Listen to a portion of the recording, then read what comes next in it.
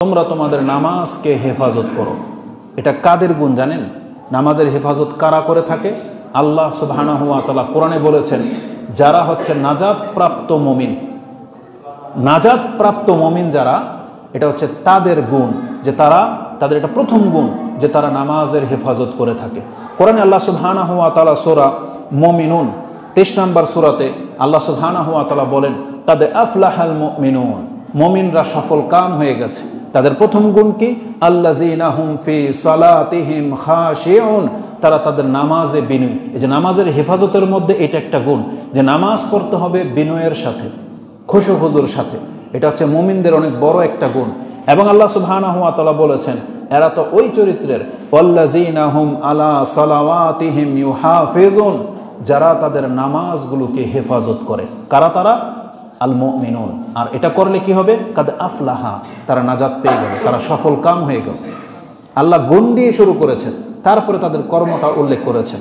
আল্লাহ সুবহানাহু ওয়া তাআলা বলেন, যারা এই চরিত্রের মুমিন, যারা তাদের 5 ওয়াক্ত নামাজকে হেফাজত করে, তাদের জাযা কি? আল্লাহ বলেছেন, উলাইকা হুমুল ওয়ারিসুন, তারা হবে ওয়ারিস। কিসের? আল্লাযীনা ইয়ারিসুনাল ফিরদাউসা হুম ফিহা খালিদুন, এরা হবে জান্নাতুল ফিরদাউসের ওয়ারিস এবং সেখানে তারা চিরস্থায়ী বসবাস করবে। এই আয়াত বহুবার হয়তো শুনেছেন, আজকে আমি একটা ভিন্ন কিছু আপনাকে দেখাই। আল্লাহ সুবহানাহু ওয়া তাআলা বলেছেন, যারা নামাজের হেফাজতকারী হয় তাদের জাযা স্বরূপ আল্লাহ বলে নাই যে আমি তাদেরকে জান্নাত দেব, বরং আল্লাহ বলেছেন তারা হলো জান্নাতুল ফিরদাউসের ওয়ারিস হবে। মানে ওয়ারিস সূত্রে তাদেরকে আমি জান্নাতুল ফেরদৌস গিফট হিসেবে দেব।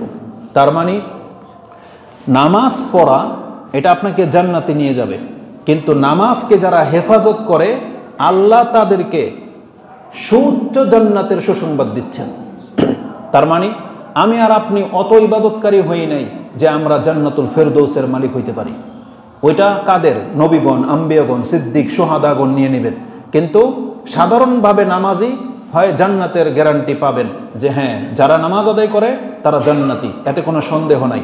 কিন্তু আল্লাহ কি বলেছেন জানেন? তাদেরকে আমি জান্নাতুল ফেরদৌস ওয়ারিস হিসেবে দিয়ে দিব। ওয়ারিস কারা হয়? যেমন একটা হলো আপনার সম্পত্তি, আপনার ইনকাম, আপনার মেহনত, আর আরেকটা হলো পিতামাতার সূত্রে, দাদা দাদি থেকে, দাদা নানা থেকে আপনি ওয়ারিস হয়েছেন। তাহলে সেটা কি আপনার হাতের কামাই? তাহলে আপনি যে বাবার সূত্রে ওয়ারিসে বাড়ির জমির মালিক হলেন, কিসের ভিত্তিতে? শুধু তার সন্তান হওয়ার কারণে, রক্তের সাথে সম্পর্ক থাকার কারণে। তাহলে যারা সালাত আদায় করে তাদের সালাত যদি সুন্দর হয়, তাদের সালাতের সাথে সম্পর্ক যদি হেফাজতের হয়, তা আল্লাহ বলেছেন নামাজকে উত্তমভাবে পড়ার কারণে তারা জান্নাত পাবে, আর হেফাজতের কারণে আমি তাদেরকে ওই সাধারণ জান্নাত থেকে তুলে জান্নাতুল ফেরদৌস দিয়ে দেব। আর এই সম্পর্কে একটা চমৎকার একটা আল্লাহর দিক নির্দেশনা রয়েছে। জান্নাতুল ফেরদৌস যাদের ওয়ারিস আমাদেরকে করা হবে, নিঃসন্দেহে সেই জায়গাগুলোর মালিক অন্য কেউ ছিল, যেগুলোর ওয়ারিস আমাদেরকে করা হবে। তারা কারা জানেন? যেই জান্নাত হয়তো ফেরাউনের জন্য বরাদ্দ ছিল, বড় বড় স্বৈরাচার হামান, কারুন, এদের জন্য বরাদ্দ ছিল। বড় বড় কাফেরদের জন্য ধরেন উচ্চমানের জান্নাতকে আল্লাহ প্রস্তুত করে রেখেছিলেন। আর এটা জেনে নেন, দুনিয়াতে আল্লাহ সুবহানাহু ওয়া তাআলা সবাইকে যেমন এক মান দেননি, জান্নাতেও কিন্তু আল্লাহ সবাইকে এক মান দেবেন না। দুনিয়াতে আল্লাহ সুবহানাহু ওয়া তাআলা যেমন কাউকে কুরাইশ বংশের করেছেন, কাউকে ভিন্ন বংশের করেছেন, কাউকে আরব করেছেন, কাউকে অনারব করেছেন, এগুলো কিন্তু মর্যাদার মাপকাঠি। দুনিয়াতে আল্লাহ কাউকে কোটিপতি করেছেন, কাউকে আবার ভিখারি করেছেন, এগুলো মর্যাদার মাপকাঠি। ঠিক তেমনি দুনিয়াতে আল্লাহ কাউকে যেমন নেতৃত্ব দিয়ে সম্মানিত করেছেন, এই ধরনের নেতাদের জন্যও আল্লাহ সন্তুষ্ট হয়ে জান্নাতুল ফেরদৌসের বড় বড় জায়গা আল্লাহ প্রস্তুত করেছিলেন। কিন্তু এই সমস্ত নেতাগুলো যখন দুনিয়া পেয়ে আল্লাহকে ভুলে গেছে, আল্লাহ কিন্তু ওদের ওই বাড়ি ঘরগুলোকে ভেঙে দিবে না, ওদের সেই জায়গাগুলোকে নষ্ট করে দিবে না। আল্লাহ সুবহানাহু ওয়া তাআলা ওই খালি জায়গাগুলো কাদেরকে দেবে? ওই নামাজিদেরকে দেবেন, যেই নামাজিরা হেফাজতের সাথে নামাজ আদায় করেছে। এই কথাটাই রয়েছে হাদিস। আসুন আমি আপনাকে একটা হাদিস দেখাই, যে হাদিসটা ইমাম ইবনু মাজাহ তিনি তার কিতাবের সর্বশেষ হাদিস 4341 পেয়ে যাবেন। আবু হুরায়রা তিনি বলেন, ক্বালা রাসূলুল্লাহ সাল্লাল্লাহু আলাইহি ওয়াসাল্লাম, মা মিনকুম মিন আহাদিন ইল্লা লাহু মানজিলানে, মানজিলুন ফিল জান্নাহ ওয়া মানজিলুন ফিন নার। তার মানে পৃথিবীতে এমন কোনো মানুষ নাই যাকে সৃষ্টি করার সময় আল্লাহ তার জন্য দুইটা জায়গা নির্ধারণ না করেছেন। তার মানে প্রত্যেকের জন্য জান্নাতে একটা এরিয়া রয়েছে, জাহান্নামে একটা এরিয়া রয়েছে, প্রত্যেকের জন্য। আমরা যদি জান্নাতি হই তাহলে জান্নাতে ঢোকার আগে আমাদেরকে জাহান্নামটাকে দেখানো হবে। ইল্লা উরিয়া মাকানাহু মিনান নার, তাকে অবশ্যই জাহান্নামের জায়গাটা দেখানো হবে এবং বলা হবে, বান্দা তুমি এই জায়গার জন্য সৃষ্টি হয়েছিলে, কিন্তু আমি আল্লাহ তোমাকে ঈমান দিয়ে ধন্য করেছি, আমার প্রতি ঈমান আনার কারণে এটাকে ক্রস পড়ে গেছে আর তোমার জান্নাতেরটা টিক মার্ক হয়ে গেছে। কেন দেখানো হবে? লিয়াজদাদু শুকরান, যাতে করে এই ব্যক্তি জান্নাতে ঢুকে আরো বেশি অন্তর থেকে আল্লাহর প্রশংসা করতে পারে, আল্লাহর শুকরিয়া আদায় করতে পারে। সে তখন অন্তর থেকে আলহামদুলিল্লাহটা এমনভাবে বলবে যে আল্লাহ যদি আমাকে সঠিক রাস্তা না দেখাইতো তাহলে আজকে আমি জাহান্নামে ছিলাম, আল্লাহর রহমতে আমাকে তা থেকে মুক্ত করে জান্নাত দিয়ে দেওয়া হলো, তাহলে তখন অন্তর থেকে সে শুকরিয়া আদায় করবে। আর এই হাদিসে কি রয়েছে? প্রত্যেক ব্যক্তির যেহেতু দুই জায়গাতেই বাড়ি আছে, আল্লাহ সুবহানাহু ওয়া তাআলা ফাইজা মাতা ফাদাখালান নার, ওই জান্নাতুল ফেরদৌসে যাদের বাড়িগুলো ছিল কিন্তু দুনিয়াতে কাফের হওয়ার কারণে, নাস্তিক হওয়ার কারণে, বড় জালেম হওয়ার কারণে যখন সে জান্নাতুল ফেরদৌসকে হারিয়ে দিয়েছে, তখন ওই জায়গাগুলো কি করবেন? ওয়ারিসা আহালুল জান্নাতি মানজিলাহু, তখন ওই জান্নাতটাকে, ওই জান্নাতীদেরকে ওয়ারিস হিসেবে দিয়ে দিবেন। তার দলিল হিসেবে রাসূলুল্লাহ সাল্লাল্লাহু আলাইহি সাল্লাম তখন এই আয়াত পাঠ করেছেন, ফাযালিকা কাউলুহু আযযা ওয়া জাল, এটাই আল্লাহ নাজিল করেছেন, উলাইকা হুমুল ওয়ারিসুন, এরাই হবে জান্নাতের ওয়ারিস। তার মানে নামাজের হেফাজত যারা করেন, আপনি জেনে নেন একটা সাধারণ জান্নাতি হলেও কিন্তু নামাজকে হেফাজত করার কারণে আল্লাহ আপনাকে আমাকে জান্নাতুল ফেরদৌসের ওয়ারিস করে দিবেন। আমিন ইয়া রাব্বাল আলামিন। তাহলে এইভাবে এই নামাজের হেফাজত সম্পর্কে অনেক গুরুত্বপূর্ণ কথা রয়েছে। আর নামাজের হেফাজতকারীদের জন্য আমি মনে করি এটা হচ্ছে সুউচ্চ মানের জাযা, এর চাইতে উত্তম জাযা আর হতে পারে না, যে আল্লাহ সুবহানাহু ওয়া তাআলা তাকে জান্নাতুল ফেরদৌসের কাম না করা সত্ত্বেও শুধু নামাজের হেফাজত করার কারণে আল্লাহ তাকে জান্নাতুল ফেরদৌসের ঘোষণা করে দিবেন। এটা অনেক বড় একটা ব্যাপার। তো এই 5 ওয়াক্ত নামাজের হেফাজতের করার ব্যাপারে অনেক কথা রয়েছে। এই 5 ওয়াক্ত নামাজকে যারা হেফাজত করবে তারা যা পাবে, এবার আসুন তার প্রথম দিকগুলো আমি আপনাকে দেখাই যে নামাজ আমাদেরকে কি এনে দিচ্ছে। এই সালাত, আমরা সবাই জানি আমাদের উপরে কত ওয়াক্ত নামাজ ফরজ ছিল, বলেন 50, তাই না? 50 ওয়াক্ত ফরজ ছিল। আমি মনে করি অধিকাংশ মানুষ আমরা এই জিনিসটাকে ভুলে গেছি। আমরা নামাজ তো পড়ি অনেক কষ্টের সাথে, মনে অশান্তির সাথে, মানে তৃপ্তি পাই না। কিন্তু আমাদের এই কথাগুলো যদি মনে থাকতো তাহলে অবশ্যই আমরা অনেক বেশি তৃপ্তি পেতাম।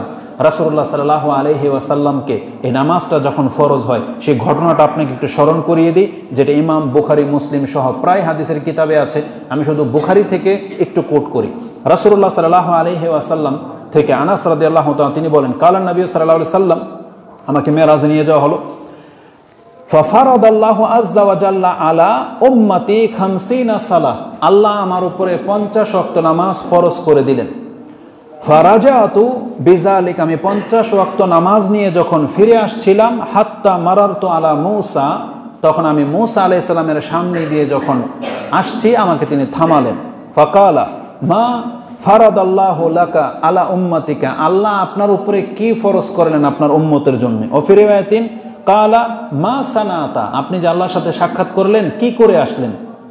তখন কুলতু, আমি তাকে বললাম, ফারাদা 50 সালাহ, আল্লাহ তো আমার উপরে 50 ওয়াক্ত নামাজ ফরজ করেছেন।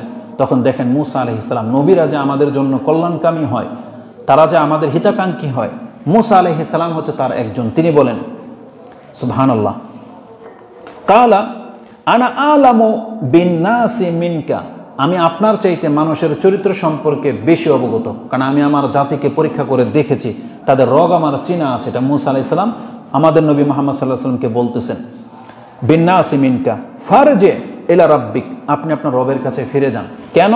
ফা ইন্না উম্মাতাকা লা তুতিকু যালিকা, আপনার উম্মত জীবনও কোনোদিন 50 ওয়াক্ত নামাজ পড়তে পারবে না। আপনি আপনার রবের কাছে ফিরে যান। তখন রাসূলুল্লাহ সাল্লাল্লাহু আলাইহি সাল্লাম বলেন, কালা ফারাজা ইলা রাব্বি, আমি আমার রবের কাছে ফিরে গেলাম। ফাসালু, এবং বলা হচ্ছে ফারাজা ইলা রাব্বি, আপনি রবের কাছে ফিরে যান। ফাসালু, আপনি তার কাছে চান এবং এটাকে কমিয়ে নিয়ে আসেন। রাসূলুল্লাহ সাল্লাল্লাহু আলাইহি সাল্লাম তিনি বলেন, ফারাজাতু, আমি ফিরে গেলাম। ফাকালা হিয়া খামসুন, আল্লাহ আমাকে বলে দিলেন খামসা। আমি আবার মুসা আলাইহিস সালামের সামনে দিয়ে যখন যাচ্ছি তখন আমাকে আবার বললেন, মা সানাআতা, কুলতু জালাহা খামসান, আল্লাহ তো 50কে মাফ করে দিয়ে 5-এ নিয়ে এসেছেন, 5 ওয়াক্তের কথা বলেছেন। তখন মুসা বলেছিলেন আপনার উম্মত এটা পারবে না। ফাকালা মিসলাহু, যেটা আগে বলেছিলেন তেমনি তিনি বললেন, কুলতু সাল্লামতু বিখাইরিন, আমি আমার রবের কাছে এটা অন্তর থেকে গ্রহণ করিয়ে নিয়েছি, আমার যেতে আর লজ্জা লাগতেছে।